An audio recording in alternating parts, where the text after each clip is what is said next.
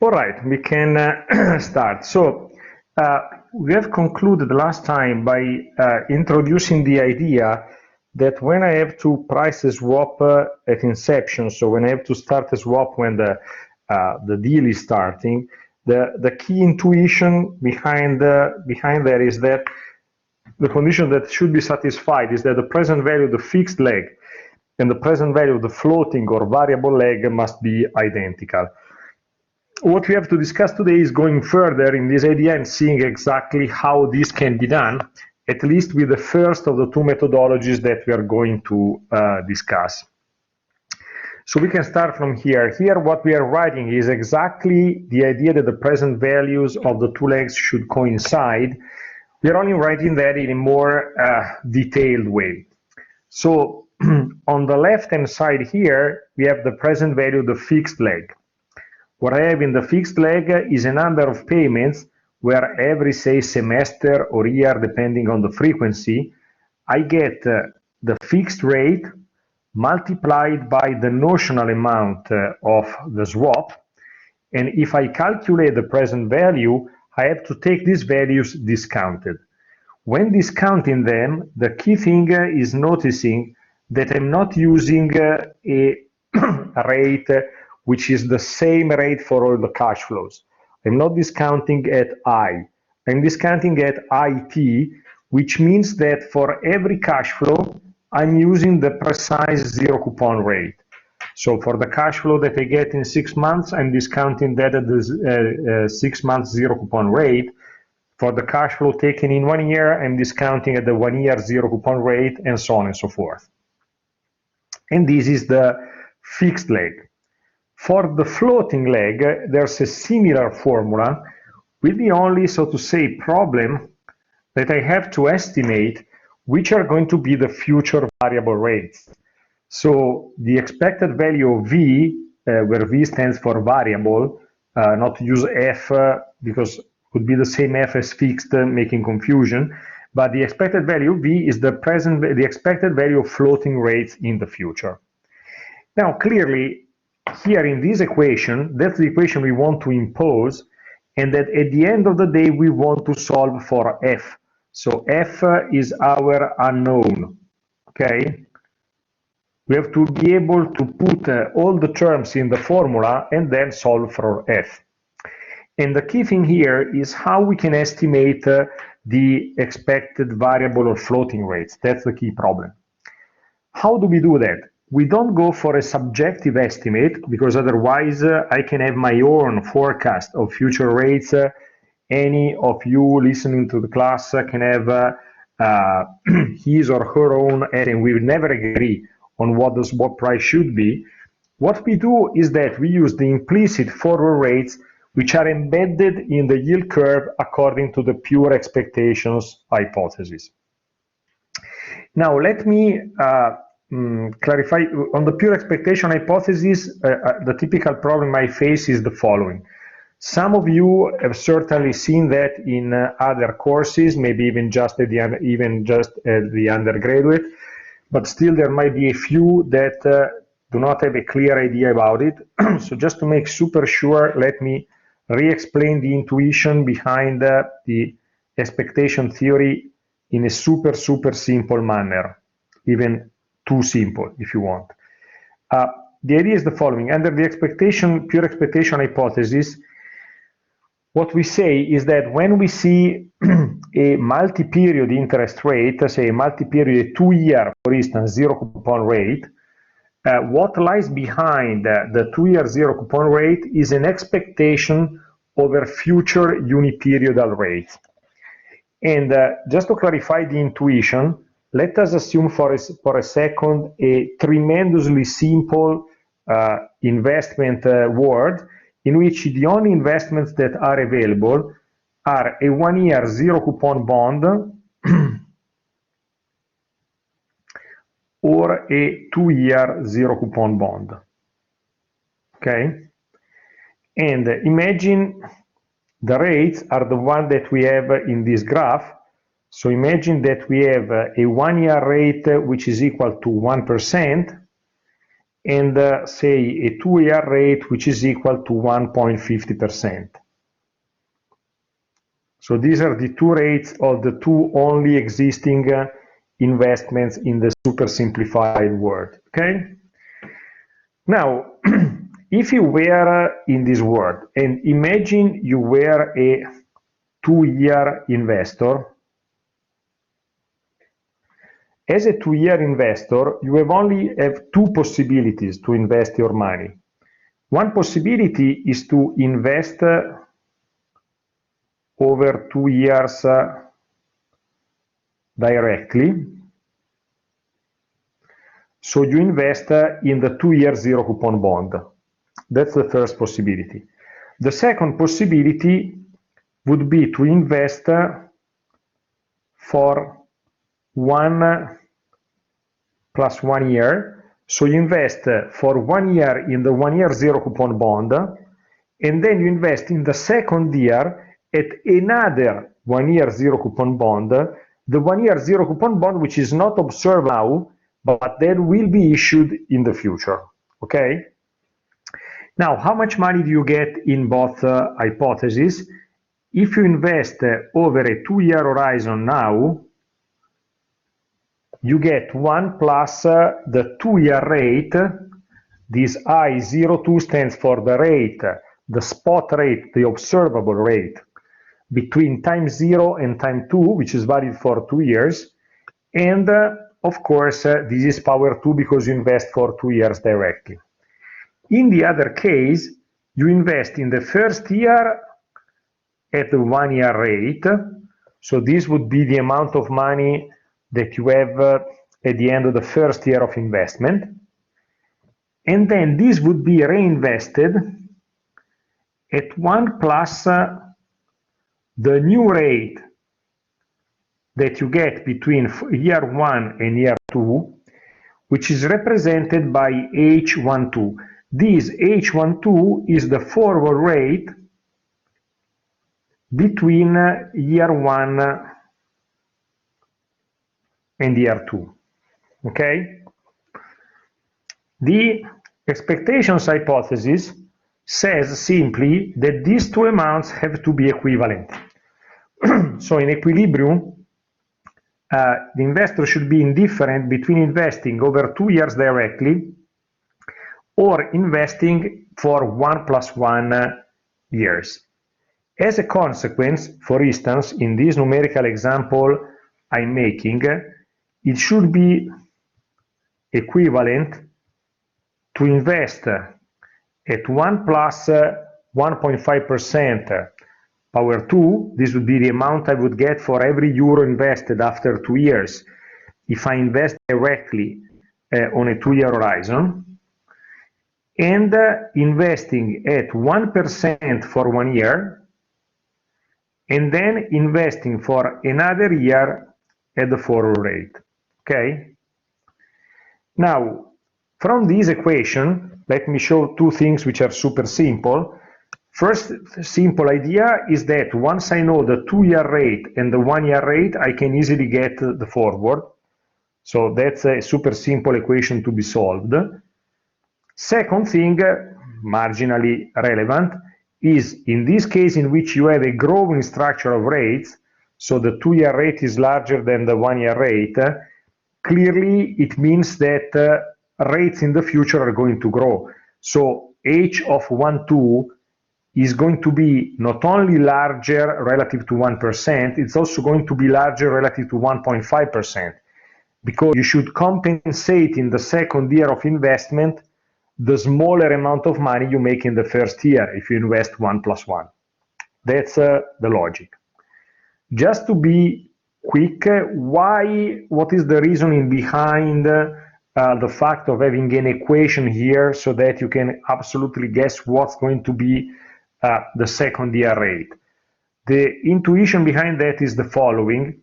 Imagine for simplicity, you had a situation in which, say, the 1-year rate is 1%, the 2-year rate is 1.5%, and for absurdum, imagine that the expectation over the second year is that rates are going to be 1% again. Okay? So, of course, if these were true, the equation here would not be satisfied, obviously, okay? Because you would get just 1% return for 2 years if you were investing in a 1+1 year strategy. This situation would clearly be a case of disequilibrium. And what would happen in this case? Think about it. If you imagine you are an investor over 2 years that has decided to invest 1+1. And then you discover that everybody in the market believes that the forward rate after 1 year is going to be just 1%. Of course, you understand, you feel stupid saying, why on earth am I investing 1+1 year, which is going to yield a lower return? As a consequence, what you would do? Would you do if you were a 2-year potential investor? What you would be doing would be you would be selling the 1-year bond and you would be buying the 2-year bond with that money. Okay? By selling the 1-year bond, it means that the price of the 1-year bond falls, and instead, by buying the 2-year bond, the price of the 2-year bond rises. And this is what every 2-year investor, which would be allocated initially on the 1+1 strategy, would do at the same time. So there will be a lot of pressure selling the 1-year bond, a lot of pressure buying the 2-year bond. Given that rates of this bond are negatively correlated with price, so here you have a zero coupon bond, so the smaller the price, the higher the return. And the higher the price, the smaller the returns. This implies the 1-year rate increases if the price drops, and the 2-year rate drops if the price increases. And this should be valid until you have again a situation in which 1 plus the 2-year rate squared is equal to 1 plus the 1-year rate times 1 plus the forward.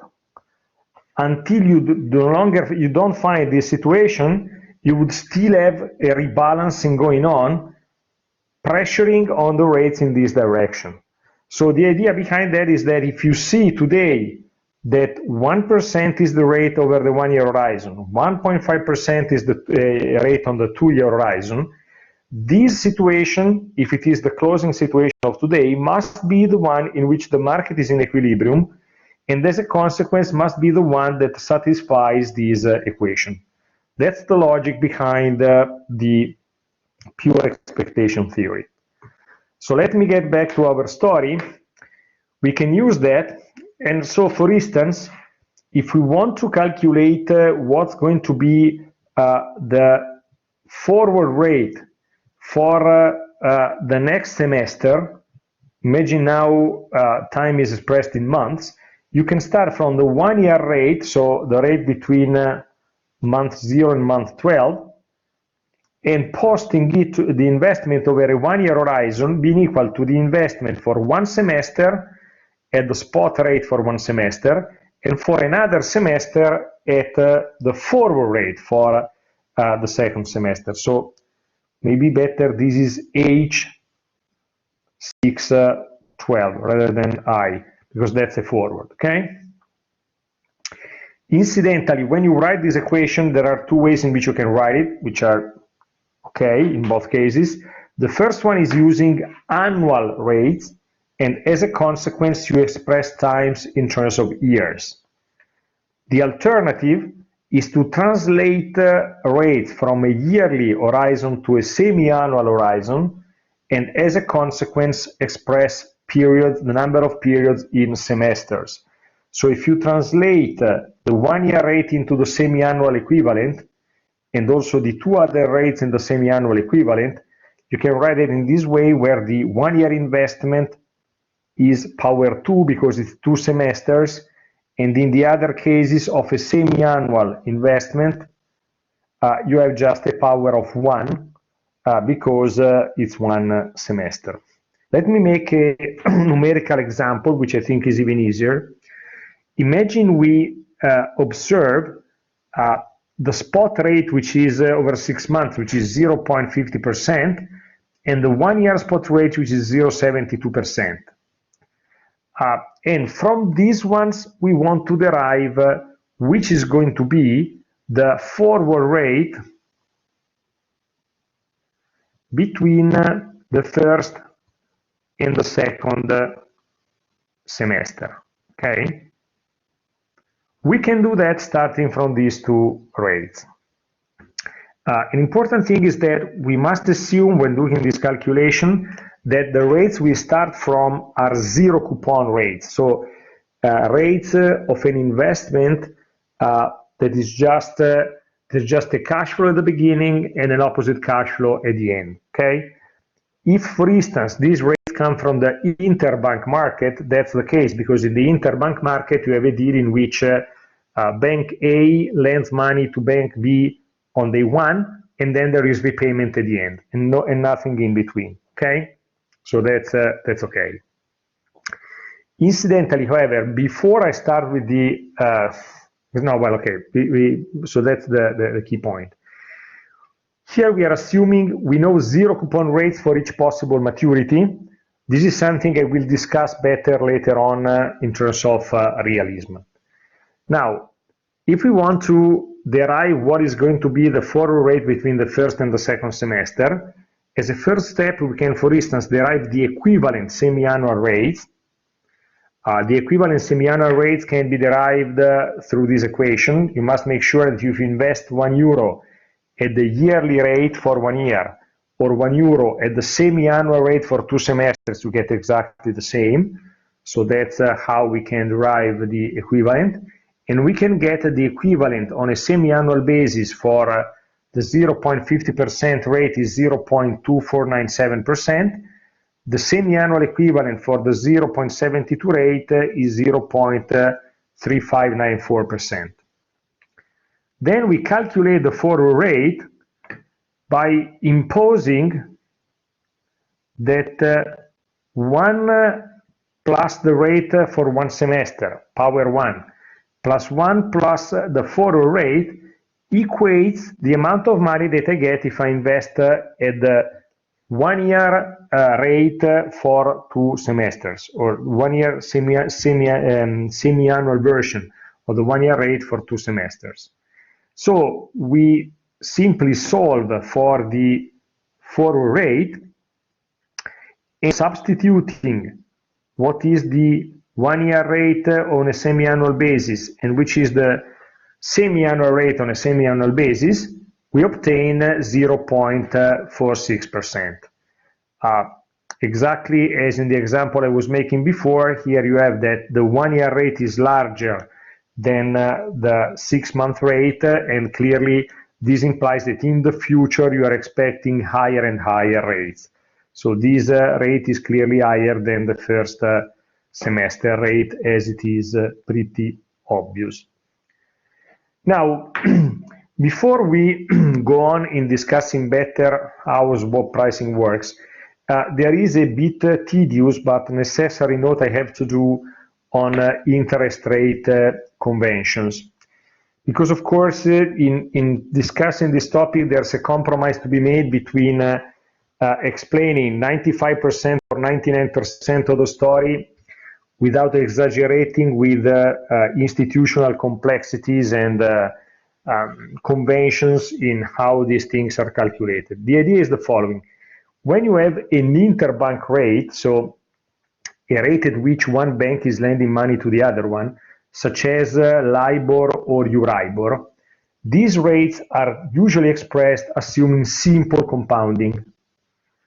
So this means that if you have a 1% annual rate paid semi-annually, this is equivalent to 0.5% semi-annual rate, okay?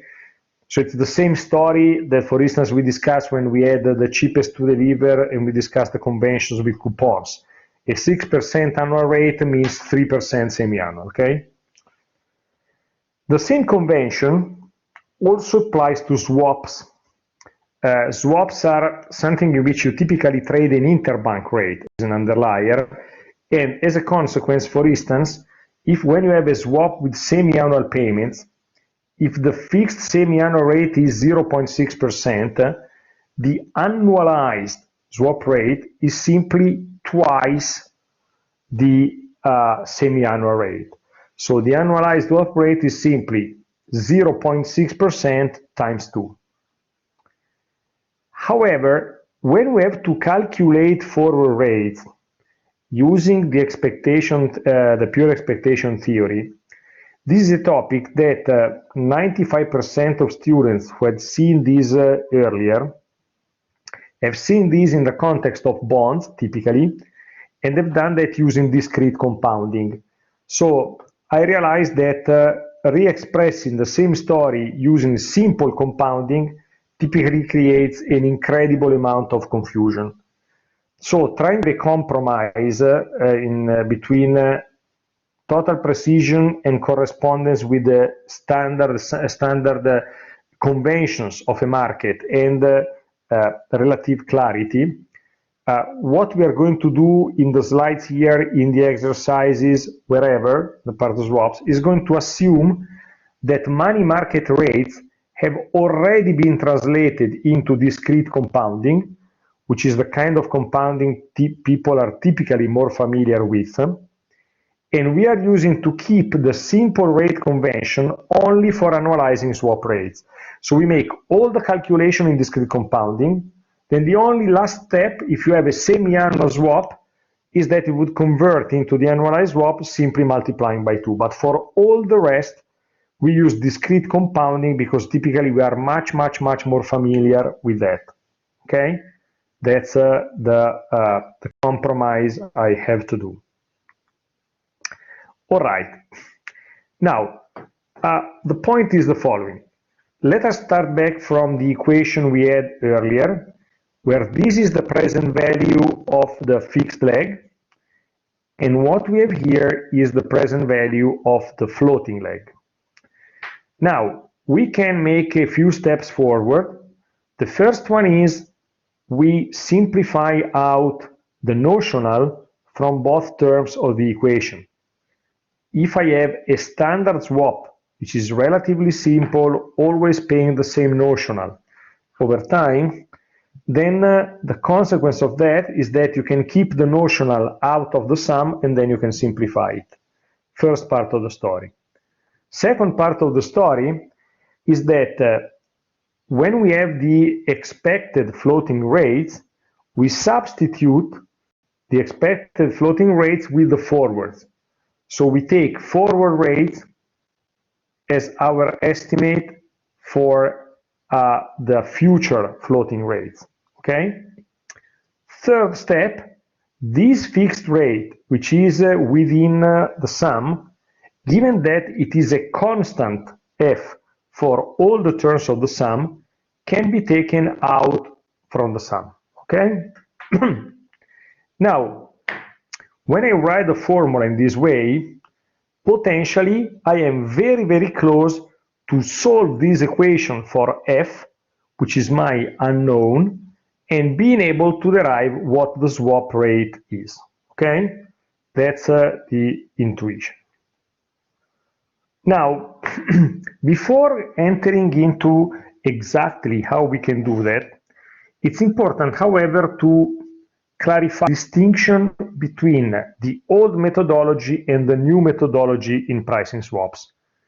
As I was anticipating last time, when we just introduced the topic first, we have potentially two different ways of pricing swaps. One which is the old one, and still I want also to explain the old one because first it's easier, so it's easier to understand the new one by first understanding the old one and then adding one layer of complication.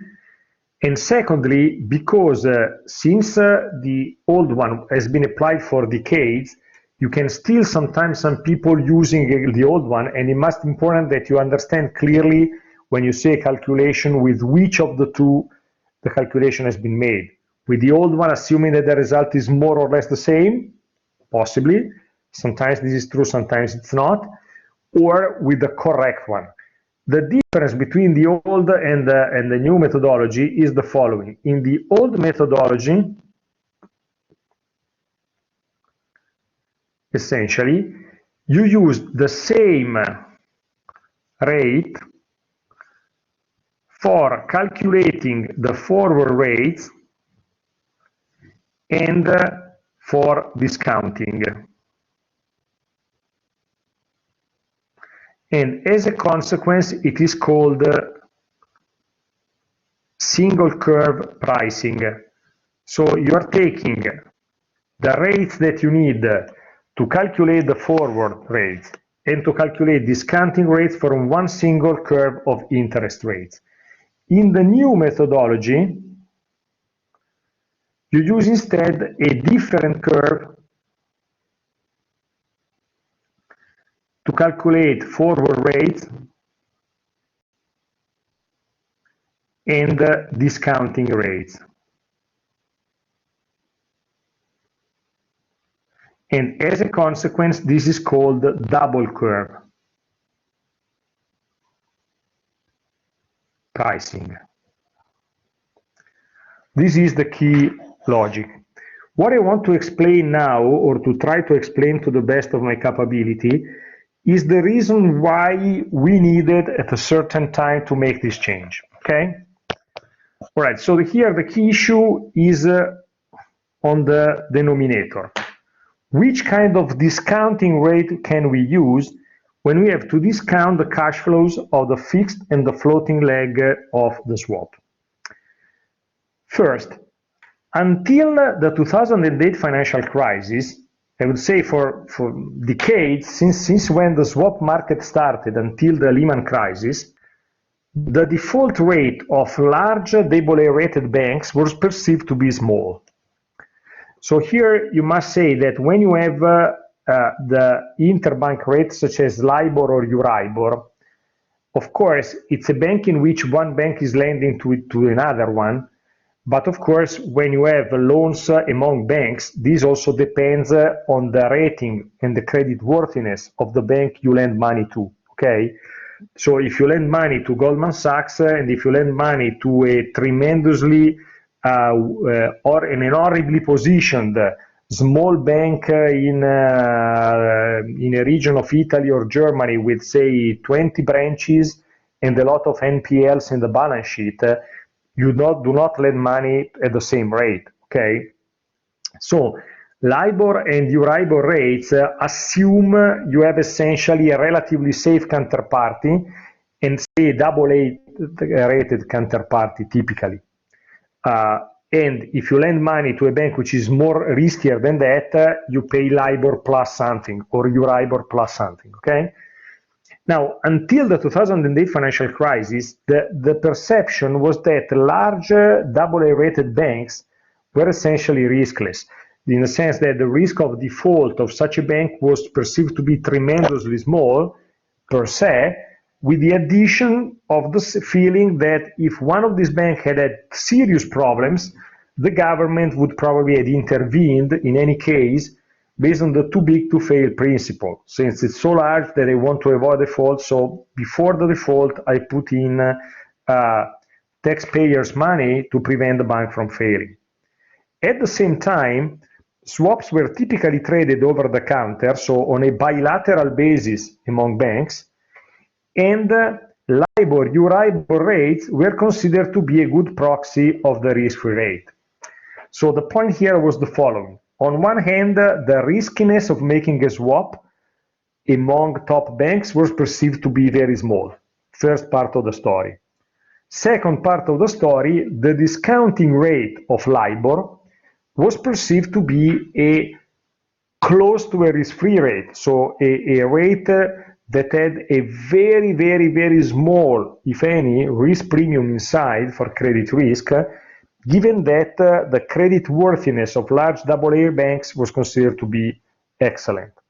As a consequence, it was absolutely okay to discount using LIBOR, Euribor rates, okay?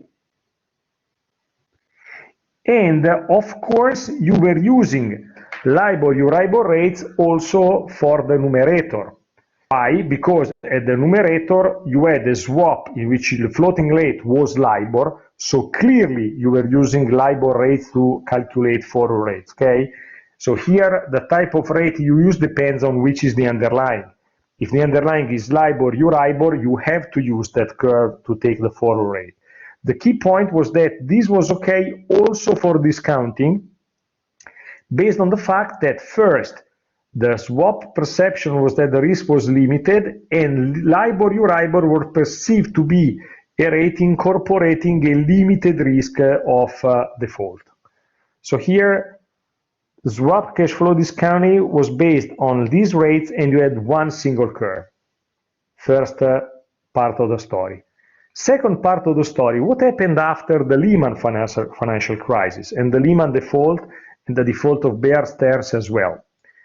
On one hand, regulators forced banks tremendously to move the swap market from being totally over-the-counter and with sometimes stronger, sometimes less strong agreements in order to reduce credit risk between the two counterparties, to moving heavily, having swaps traded with central clearing counterparties, so essentially with a sort of clearing house for swaps, in order to eliminate or to reduce to the minimum the level of counterparty risk. And if in any case one swap had to be traded over the counter, to make sure that in the deal there were very strong collateral agreements. So agreements in which if one counterparty is losing money as a negative market value of the swap, it has to deposit, say, bonds or cash with the other bank that is making money to minimize the potential risk of default, okay? I don't have the time to enter into the details of how this pressure has been made. For instance, having different capital requirements for swaps that had a central clearing counterparty as opposed to those who did not have a central clearing counterparty. But apart from this was what happened. So there was a big move in reducing the credit risk of swaps. At the same time, LIBOR, Euribor, being the rate at which top banks, AA rating, were making loans to each other, but after having seen very high-rated banks defaulting, and where the government decided to let the bank default, such as in the case of Lehman and Bear Stearns, they were no longer considered to be as risk-free rates or almost risk-free rates. So the point was that whenever, for instance, take the variable leg under consideration, the floating leg, the sum of the forward rates discounted, the point was that it was still necessarily clearly using LIBOR, Euribor curve to calculate the forward rates on LIBOR, Euribor. But from the point of view of discounting, on one hand, these kind of decisions by regulators had made the swap less risky. And on the other end, the discounting rate based on LIBOR, Euribor would have not been working any longer because this would perceive to be, was starting perceived to be as a riskier discounting rate. So the point was to use a different rate for discounting, using a rate incorporating less credit risk than LIBOR, Euribor. Okay, this was the key change. And therefore, in introducing a different rate for discounting, the new methodology is based on using the overnight indexed swap rate, OIS, and this has led to, depending on how you want to call it, pricing with OIS discounting, or more typically, double curve pricing. Okay? Now, this one double curve pricing is the second methodology that I'm going to explain. So this is going to be after Easter, not clearly today. Here, what I just wanted was to clarify the distinction between the two.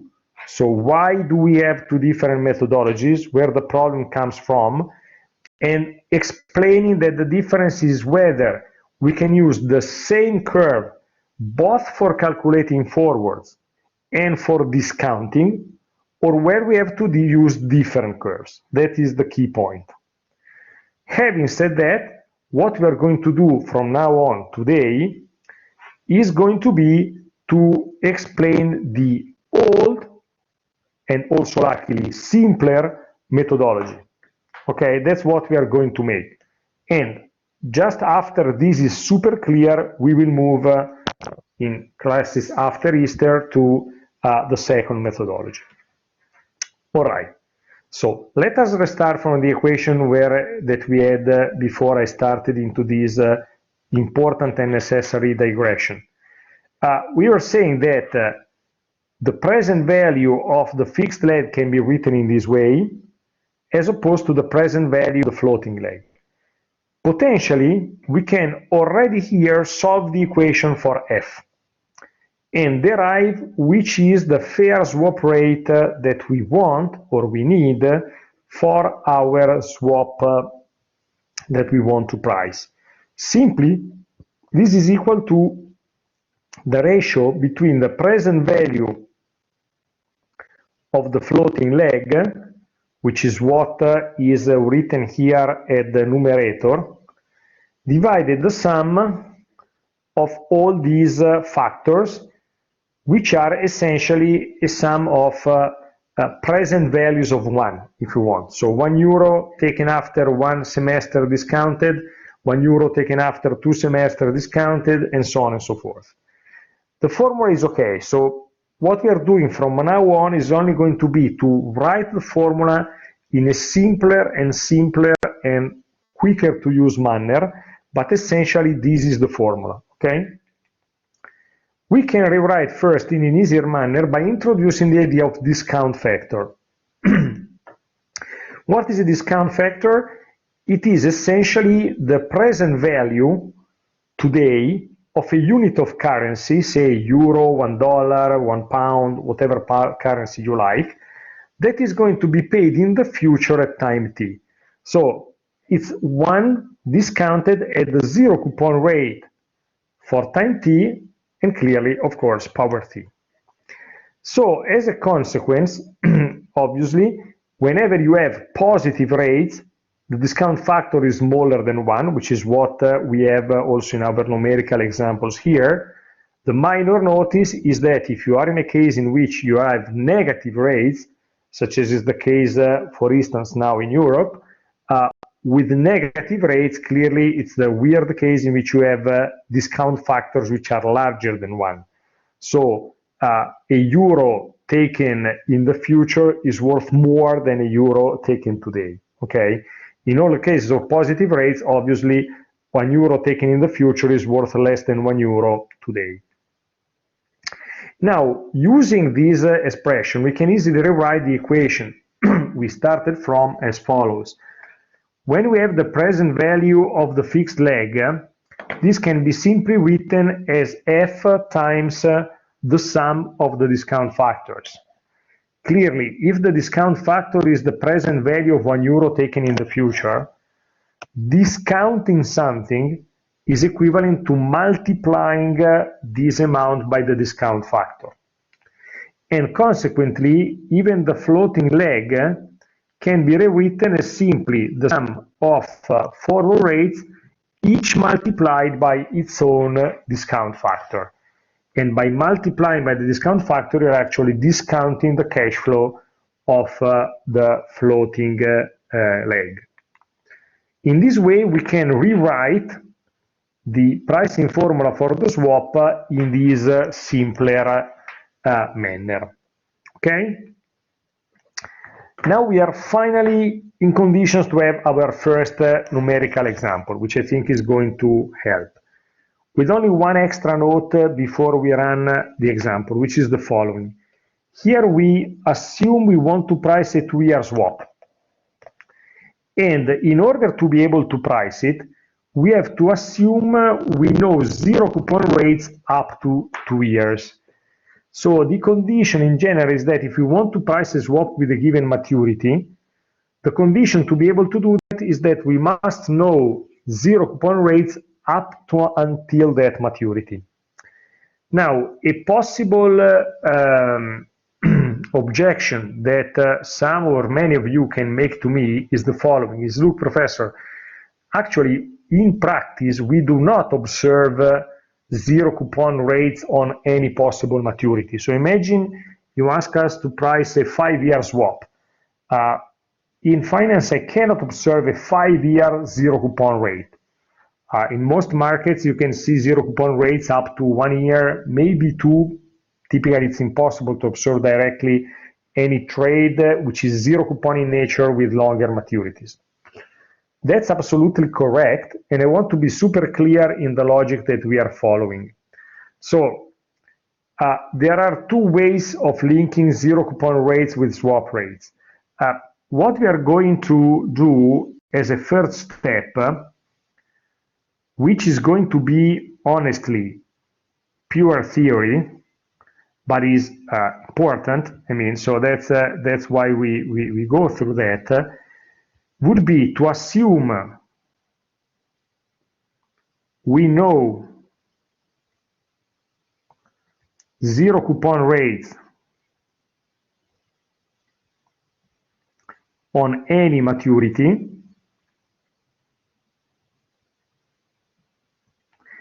and from these we are going to derive swap rates, okay? From a theoretical standpoint, that's the way in which you can proceed. So assume for simplicity, even if this is not realistic, that we know every zero coupon rate possible on any maturity, then I can explain you how we can derive swap rates, okay? What happens in practice is to make the other way around, is to work the other way around. So what happens in reality is that in reality what you observe is that you observe swap rates on any maturity, and based on that you can reconstruct which are the zero coupon rates which lie behind these types of swap rates that you observe, okay? That's the intuition. If you want, let me make a stupid example. It is as if when you say which is the linkage between the price of a bond and the rate of the bond, you typically say that the price of the bond is essentially the number that you get by taking the cash flows of the bond, discounting them with the proper rate, okay? When you say this, which is theory, the assumption is the market has in mind what is the right rate for a bond, and as a consequence discount bond number 17 with 2.13% of rate, and then gets that the price is 92, whatever. What happens in practice is that people are buying and selling the bond number 17. If a lot of people buy, the price moves from 92 to 93. If a lot of people sell, the price goes from 92 to 91. And depending on the new price, you can reconstruct which rate justifies the price, which is given by demand and supply, okay? Here is more or less the same story. So from a theory perspective, we have to reason in this way as if we knew every zero coupon rate. And then once we've understood the pricing logic, we will be able to do also the other step, which is looking at swap rates that change based on demand and supply, and as a consequence understand which zero coupon rates would justify the swap rates that we actually observe in the market, okay? This is just to say, don't be concerned for now that assuming we know zero coupon rates is realistic. It is not, but it's important to specify and understand the pricing logic. then what is going to happen in reality is going to make the other step, the logic the other way around, but we need first to understand the theory. That's the point I wanted to make. Okay, so imagine we have these rates, which are the rates for any possible maturity up to 2 years. From these, we can derive everything we need. In the formula, we have two things. We have forward rates, and we have discount factors. And clearly, from zero coupon rates, we can both calculate forward rates and calculate discount factors. So all the ingredients in the formula are going to be possible and available once we start from zero coupon rates. If this helps, we can even calculate semi-annual rates first. So what I'm doing in this table, in which I'm trying to go as slowly as possible, is the following. The input data that we have are the ones here in the red dotted box. So these data are the same we had in the previous slide. How can we proceed from here? First, if we think this is useful, we can calculate semi-annual equivalent rates. So for instance, these two rates, 0.24, 0.35% are the ones which were already in my initial example. Here we're only saying the 1 plus the, say, the 1 year annual rate must be equal to 1 plus the semi-annual rate squared. By imposing this equation, I can find the corresponding semi-annual rate. Then the next step is calculating discount factors. How can you calculate discount factors? Very easy. Simply is the present value of €1 taken after a given amount of time. So for instance, this 0.98562 is the present value of €1 taken after 3 semesters. How can I derive it?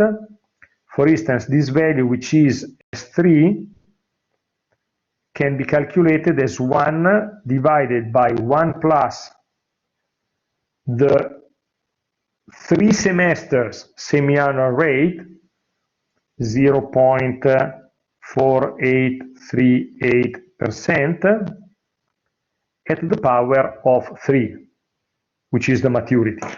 Okay?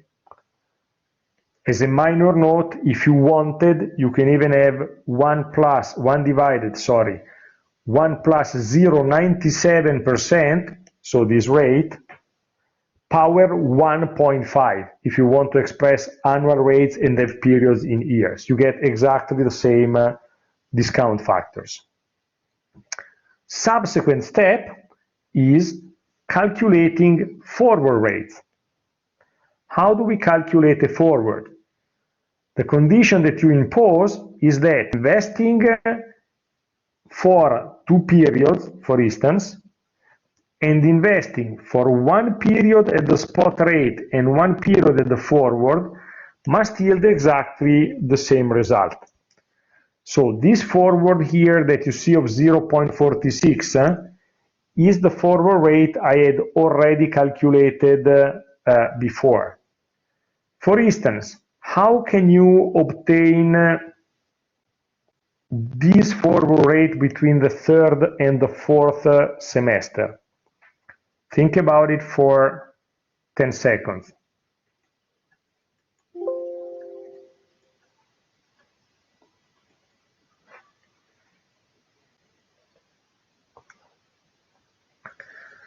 The way in which I can obtain this one is simply by imposing that investing for 4 semesters at the 4 semester rate, so 1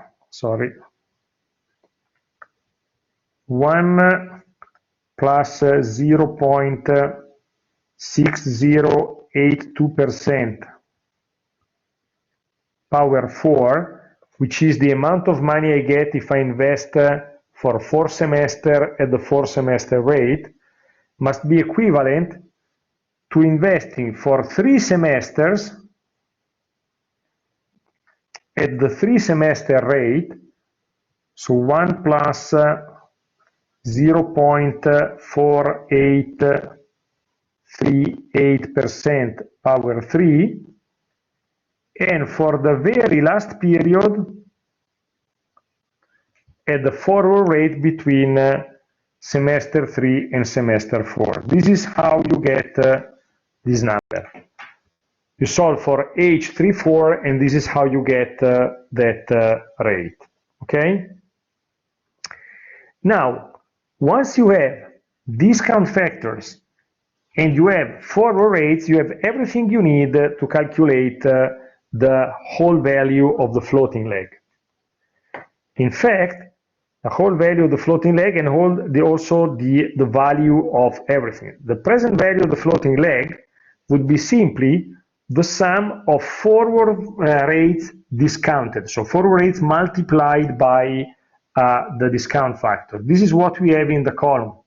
So for instance, 0.2491% is the discounted value, discounted for one semester, of the payment which is expected after one semester, which is 0.2497%, okay?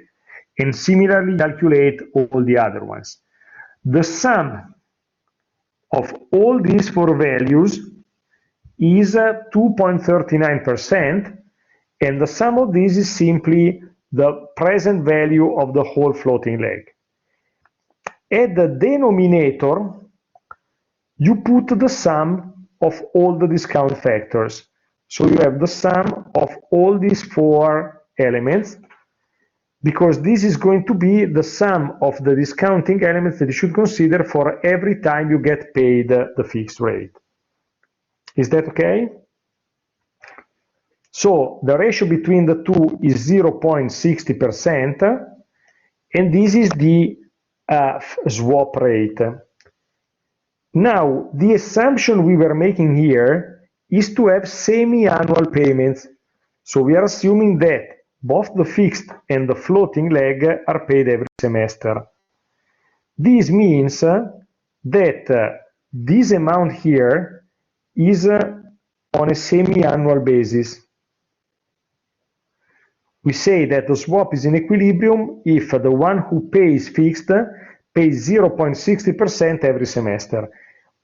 If we want to translate that into an annualized rate, the annualized rate is just 0.63% times 2, okay, with the simple rate assumption. This is the equivalent annualized rate. Okay. Hoping I've been clear so far, I'm asking you one extra element just to clarify, to introduce a bit some of the variations of the theme of swap pricing, which is the following. Imagine you had a swap, again a 2-year swap, exactly with these numbers, having one variation. The variation being that while the floating leg continues to be paid every semester, you have the fixed leg in which you have only annual payments, okay? So the floating leg keeps being paid in the same way, but you have fixed payments for the fixed leg. So floating remains semi-annual. For the fixed, you have annual payments. Okay? What I'm asking you is the following. Take 1 minute and then we see the solution together. On this, I think it's a bit harder to write on the chat or to make a poll.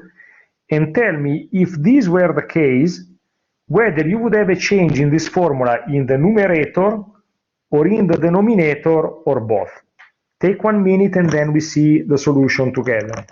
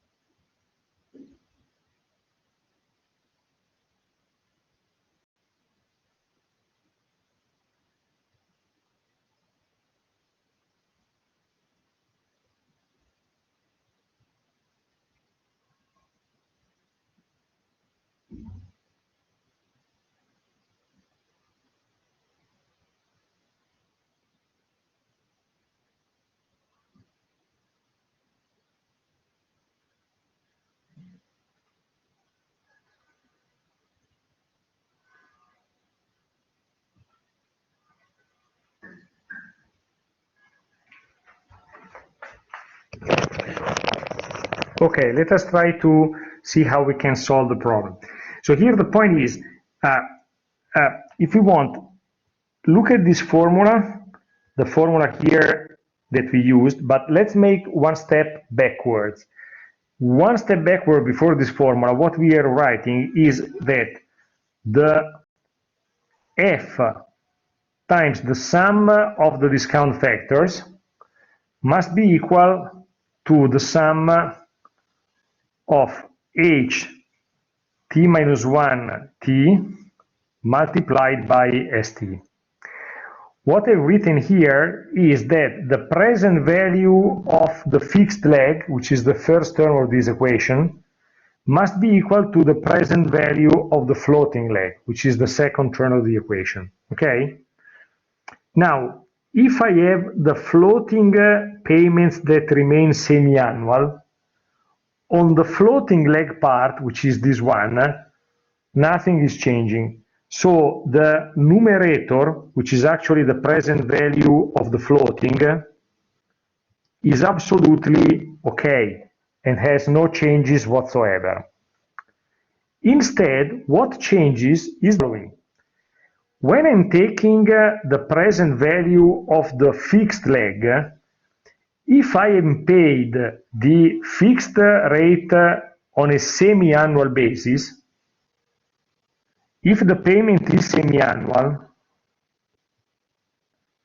the present value of the floating leg is f multiplied, sorry, of the fixed leg, if f multiplied as 1 plus f multiplied as 2 plus f multiplied as 3 plus f multiplied as 4.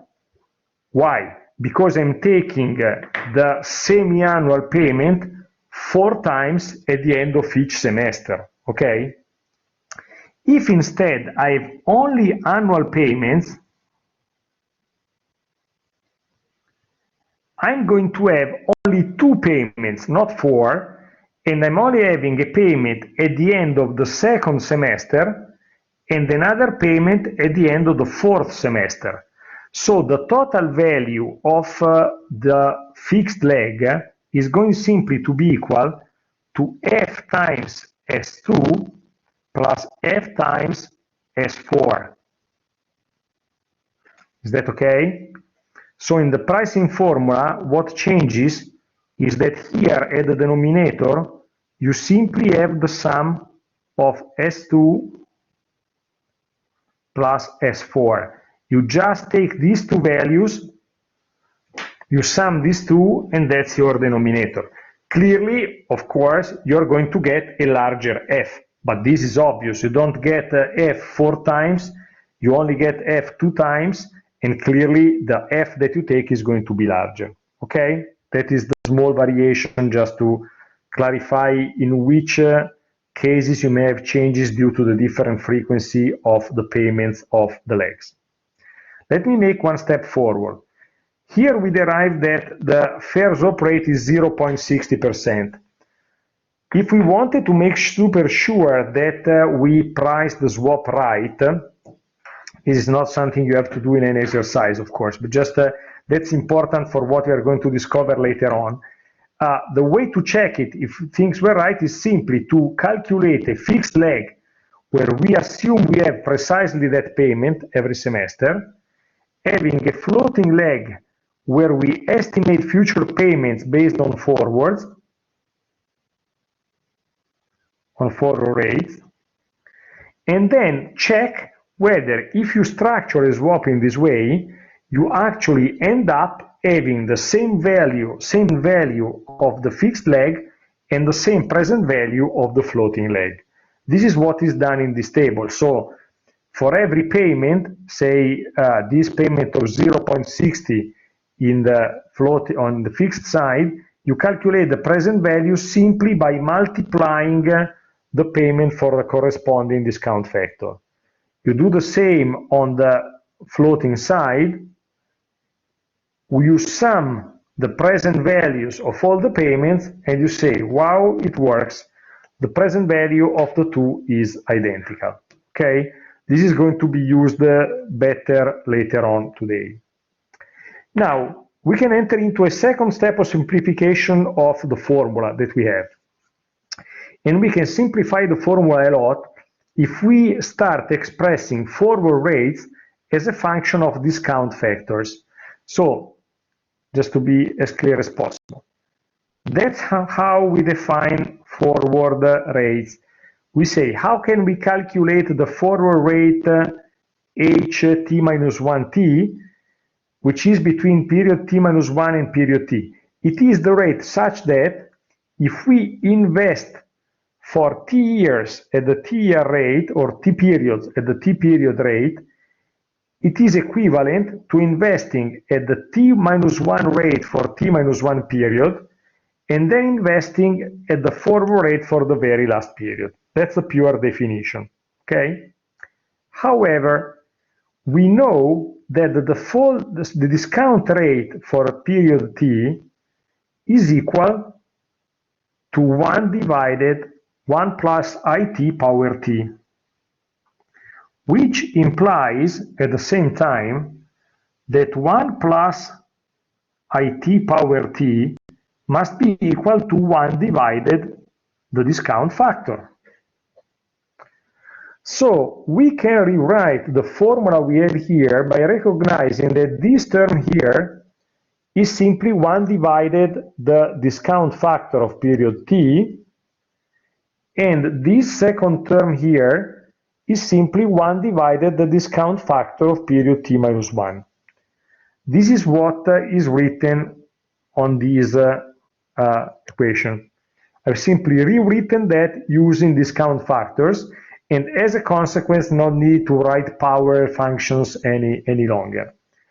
We can super easily rearrange this expression in terms of the forward rate and see that the forward rate between t minus 1 and t is nothing else than simply the ratio between the discount factor in t minus 1 divided by the discount factor in t minus 1.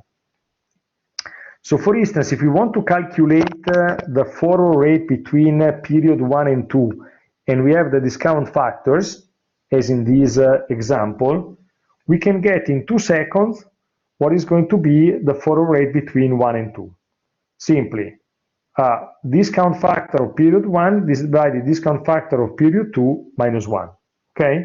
And we get 0.4691%. With a much easier calculation. All right. Next step. The next step is that as a consequence of this, we can rewrite the expression of the present value of the floating leg in a tremendously simpler manner. In which way? Simply, we start from this. So what we have here is the present value of the floating leg, and we substitute to the forward rate the expression of the forward rate written in terms of the discount factors. Okay? So I'm using exactly the result we just obtained, that the forward rate between t minus 1 and t is simply the ratio between 2 discount factors minus 1. Now let us make a few steps to simplify this formula further. First thing, now I have 2 terms in brackets multiplied by st outside. I can make this product, and clearly this is equivalent to the sum of st minus 1 minus st. Okay? Pretty simple. Here I have st minus 1 divided st. That simplifies if I multiply that with st outside from brackets. Second step is that I can develop this sum and say for t equal to 1, this is equivalent to S0 minus S1. For t equal to 2, that's equivalent to S1 minus S2, and so on and so forth. For t equal to n, this would be equivalent to S of n minus 1 minus Sn. Once I do that, I can easily realize that the second term of any of this sum is offsetting with the first term of the following. Okay? And so, for instance, this minus S2 would be offset by the next one where I have S2 minus S3 and so on and so forth. At the end, all the intermediate terms would disappear, and you would only end up with the first and the last terms of the expression. So only with S0 minus Sn. Extra small and simple step to be made is the following. When you have S0, what is S0 exactly? S0 is the present value of €1 taken at time 0, taken today. So S0 must be coinciding with 1. So all this sum becomes equal to S0 minus Sn, but even simpler is simply 1 minus Sn. So here we are saying, remember, we were starting by the present value of the floating leg, that the present value of the floating leg in percentage is simply 1 minus Sn. So we do not truly need to calculate all the forward rates to solve for the swap.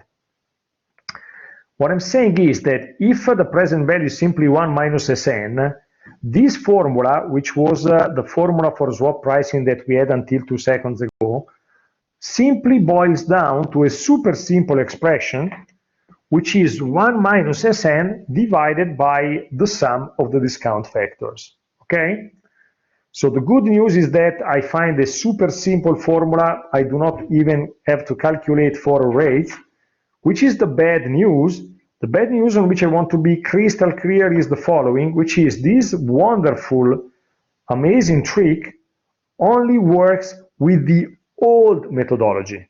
So they said there's an old and a new pricing methodology. Here we are using the old one, the one with LIBOR discounting, or if you want, the one with single curve pricing. In order to be able to do this trick, the curve from which you derive forwards must be the same curve from which you derive discount factors, so the one that you use for discounting. If it is the same curve, if it is a single curve story, then it works. If you have two different curves, then you cannot no longer make this offsetting, okay? Intuitively, the ST that you have in this formula are different from the ST outside, so nothing works any longer, okay? But for the old methodology, this was absolutely fantastic.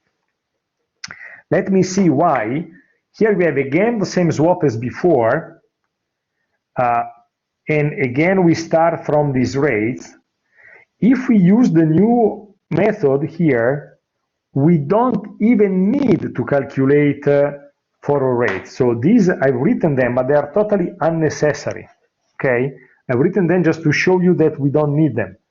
We only need, on one end, the sum of all the discount factors, and on the other end, the last discount factor here, okay? With these two numbers, I'm totally fine. Quick question for you. Imagine you had to price a swap with 1.5 years of maturity, which is 3 semesters, okay? Which would be the way in which you can price it in 2 seconds based on this table? If you had a 3-semester swap, how can you price that quickly? It would be simply 1 minus what in this case? 1 minus S3, which would be 0.98, divided simply S1 plus S2 plus S3, okay? So you stop one period earlier in taking the sum of the discount factors, okay? So super easily you can price, in this case, swaps with any maturity you may possibly need. Okay. Now, extra complication here is the following. The formula that we have seen so far works whenever you have a perfectly plain vanilla swap, so a swap that is just standard, okay? In particular, a swap in which you just, on the floating side, you just get LIBOR, not LIBOR and something else, and in which the first payment is aligned to LIBOR. So there are cases in which more bizarre, perverse swaps are designed, in which actually you need to have to calculate forward rates. An example in which this is needed, for instance, is that if you have a swap in which the floating leg in the first year is 1.1 times LIBOR, and in the second year is 1.2 times LIBOR. Okay, if you have LIBORs which are multiplied by different percentages, then there's no way you have to calculate analytically the LIBOR rates for each period. Don't ask me why people can make swaps of this kind. Of course, they are far, far, far less frequent than the standard ones, but I just want to explain that the simplifying formula doesn't apply on any possible swap, but only on the simple ones. There are some other cases on which I would like you to reason, in which some intuitive and quick adjustments can be made, so that you can still, make a bit more of work, but not too much. Example, imagine you have a swap in which just the first floating rate payment is set to an arbitrary value C as coupon. Okay, so imagine that for some reason the two counterparties agree that, who knows, the party that takes the floating rate, that receives the floating rate, say, okay, but I want that the first payment is not aligned with LIBOR rates. I want a very high first payment, okay? Clearly, if you ask for a very high first payment, much higher than LIBOR rates, the fixed rate receiver would say, fine, but you pay me a higher fixed rate. That's totally okay. How can we define the fixed rate in that case? How can we calculate? In order to arrive to that question, to solve this question, we can see how we can rewrite the present value of the floating leg. The present value of the floating leg, let us stop here for a second, can be seen as the sum of two components. Component number one is the first strange coupon. So the first component is the coupon rate C multiplied by the notional, if I want to write that having the total value in euros, and then discounted, and I discount it by multiplying it by the discount factor of period one. And then I'm going to have all the other payments which are linked to forward rates. So here I have a sum of all the other payments, where the only difference relative to the standard is that this sum is starting from t equal to 2, not t equal to 1. Now, if this is the case, do I truly need to calculate the forward rates in an analytical manner? The answer is no. Why is the answer no? For a very simple reason. Let me get back 1 second to here, where we were discussing the proof through which we can simplify the formula. In the previous proof, I was showing what happens if the sum starts from 1. Okay? Now think about what happens if the sum is not starting from 1, but if the sum is starting from 2. The only thing that changes is that in the next step, I would not have this first term. So the first term I would be having would be S1 minus S2. The consequence is that all intermediate terms appear, and they would end up having only S1 minus Sn. Is that okay? So if I have the sum of the forward payments starting from 2, this is equivalent to S1 minus Sn. So this is why, starting from here, the next step is simply that the first payment is exactly what I calculated, but all the sum of the others is simply the notional times S1 minus Sn, without any need to calculate analytically all the different payments. Let me show you also one other small example of that. Imagine you have the following swap in which on the floating leg, what you pay is not LIBOR simply, but is LIBOR plus S, where S is a spread, okay? So imagine you pay LIBOR plus 0.30%, as opposed to paying LIBOR and nothing else, which in slang is called paying LIBOR flat. LIBOR flat means LIBOR and no spread, okay? Now, if you want to calculate the present value of the different of the floating leg, assuming here we don't use numbers, we just use discount factor in a theoretical way as S1, S2, S3, S4.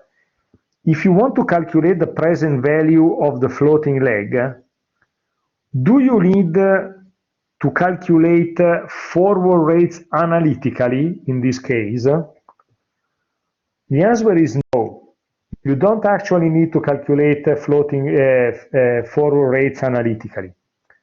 For a simple reason, think about it. The present value of the floating leg here would be the sum of what? The sum from 1 to n of the forward rate plus the spread S, because there's a spread, multiplied by the discount factor. Any guess about which is the simple trick through which we can avoid to calculate forward rates analytically? Take 20 seconds to think about it, and then we see this together.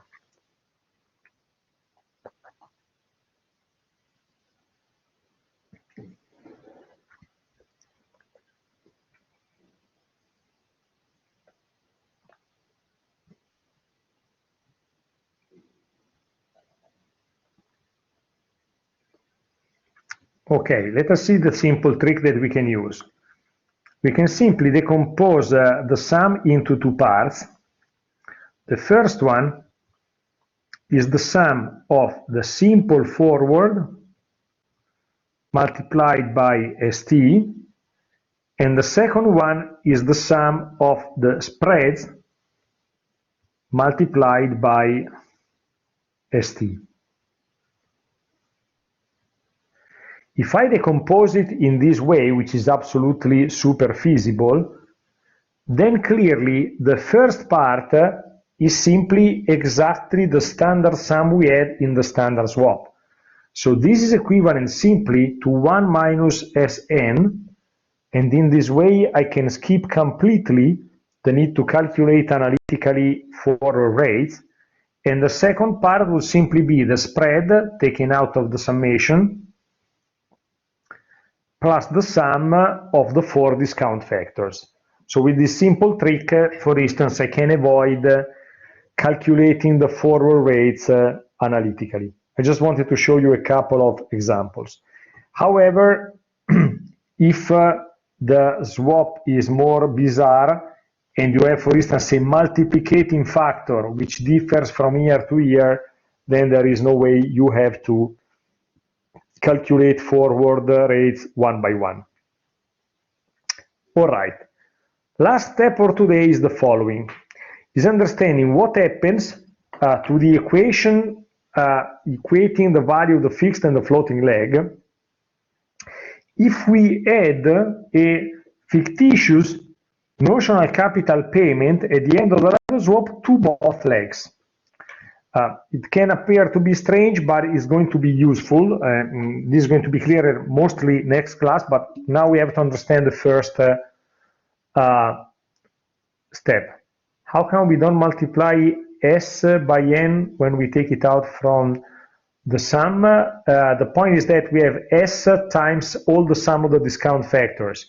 So the sum that you have there is S times S1 plus S times S2 plus S times S3 plus S times S4, and you rewrite it as S times open parentheses, S1 plus S2 plus S3 plus S4. This is what we are doing. If I've not been super clear, we can discuss it later through an email. Okay. Now, what I'm saying here is we have this equation in writing, which is present value of the fixed equal to present value of the floating. The only difference relative to the way in which I've written that earlier is to add the notional amount, okay? So here, this equation is not written as equation of two different rates, it's an equation of two different values, if you want. What I'm saying is, imagine we fictitiously assume that at the end of the swap, the two counterparties decide in a sign of friendship to exchange the notional once against the other. So I give you 10 millions and you give me 10 millions, okay? If there were this final payment, what would happen is that you would add a payment whose present value is the notional, say 10 millions or say 100, discounted, which is added on both sides, okay? This would be the variation. Why it is interesting to imagine what happens if you add this payment? Because if the swap had this payment, it could be seen as a sort of a barter between a fixed and the floating bond, fixed and the floating rate bond. On the fixed side, you would have this component, which would be the present value of all the coupons, if you want, of all the fixed coupons of the bond. And here you have principal payment. On the floating side, you have the present value of expected floating rate payments of the floating part plus principal payment at the end. This is what is called sometimes the bond analogy. So you can see the swap at inception as being a barter between a fixed and the floating rate bond. Why is this interesting? Let us tell a bit more. The point is understanding what would be the price of the floating rate leg, assuming we have this final payment, whenever we are at the inception of the swap. The idea, if we assume to have a payment equal to n, the total value would be the floating rate payments plus principal payment. However, since all the floating rate payments boil down to be simply 1 minus Sn, what we have is that if we added a final principal payment, this implies that the present value of the floating leg has to be equal to the notional. Let me explain it more slowly. The idea here is the following. In terms of rate, the present value of the floating leg is simply 1 minus Sn. In terms of euros, the present value is therefore notional times 1 minus Sn. Okay? So what I'm saying is, imagine 1 minus Sn is, say, 2.36%. If you have a swap by 100 million, this in values is 2.36 million. Okay? That's the point I was making. If you add a fictitious payment equal to the notional, so you add whose value is n times Sn, at the end of the day, you have simply n minus n discounted plus n discounted, which is simply n. Okay? Now you will say, you know, that's a nice curiosity, but why should I care about it? Why we should care about it is going to be clear in the next class. One reason, for instance, is that when you calculate the value of a swap which has already been issued, this trick is tremendously convenient to speed up calculation by a lot. Okay, that's the first application. The second application that requires another extra step is that it is going to, yes, this is linked only to the old methodology. So this is only true with the old methodology. or more precisely, this is true whenever you have a single curve story. So whenever H and ST come from the same curve. This small difference would be clearer 2 or 3 classes from now, but old methodology, and in general whenever the forward and discounting rate come from the same curve. Now, the other thing which helps is that this has also some implications for the fixed rate part. Before going to that, let me also clarify another small point, which is the following.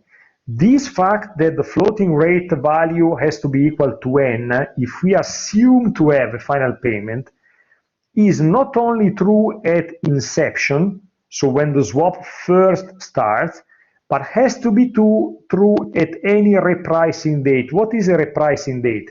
A repricing date is the moment in which you register the new floating rate, okay?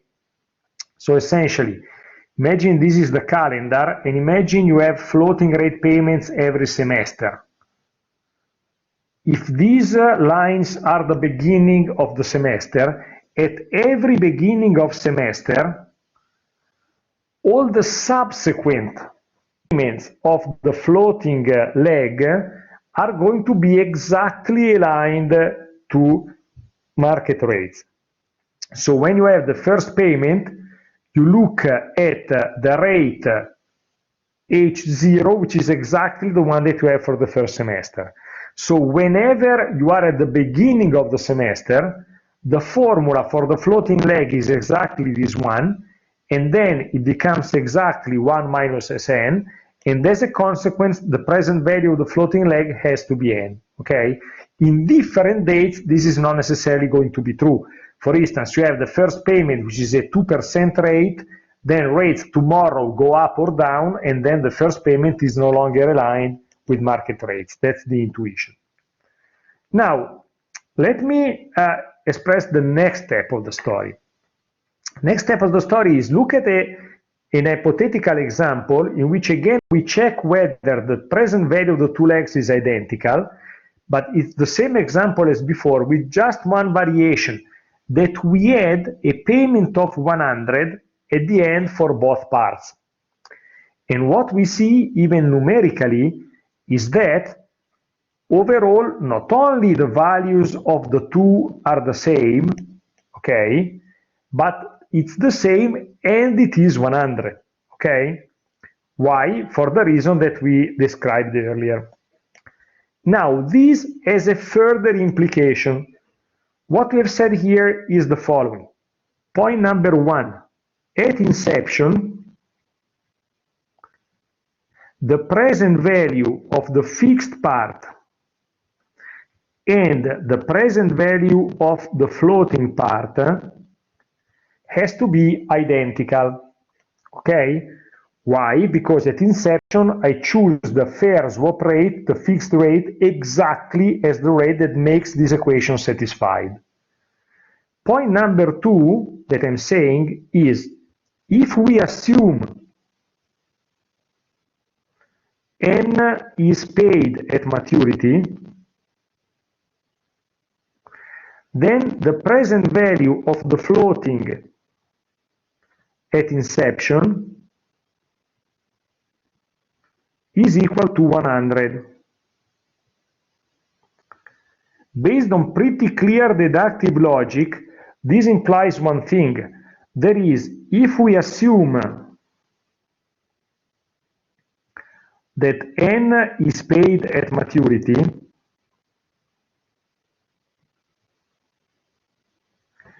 then which is going to be the present value of the fixed part at inception? If you know that the present value of the floating is 100 and the present value of the fixed is identical to the floating, it's pretty clear that it also has to be worth 100. Is that okay? Now, this appears to be as a curiosity now, but is going to become helpful when, essentially, when we are going to make next time the step from swap rate to deriving zero coupon rate, okay? So when we are going to use the pricing model the other way around, this is the trick that is going to be crucial. The idea that when you have a fair swap rate, as you have it at inception, this implies that if you have a fixed payment equal to the swap rate and you assume a final payment of 100, this is as if you had a fixed rate bond that must quote 100 for sure. This is tremendously useful when you have to go the other way around. This is going to be the next step. Okay, to conclude, just two things, one technical and one non-technical. The technical one is the following. Since we are going to restart more or less 10 days from now, and I'm going to restart from going from observable swap rates to zero coupon rates, my strong request, suggestion, prayer, use the word that you prefer, is that you can review a bit what we have done today before you come to the next class, because otherwise it's going to be totally mystical from the second minute of my next lesson, okay? If you do not remember what we've done now.